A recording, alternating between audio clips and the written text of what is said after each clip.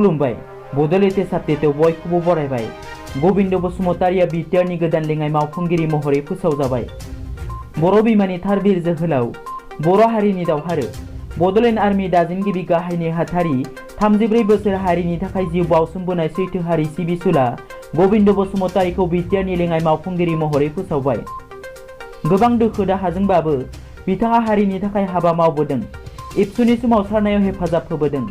लुबैनाय गैयै बिथां गेदेमाया एबसुखौ आंगो लोगो महरै बजबना बर' बिमानि थाखाय जिउ बाउसोमबोदों।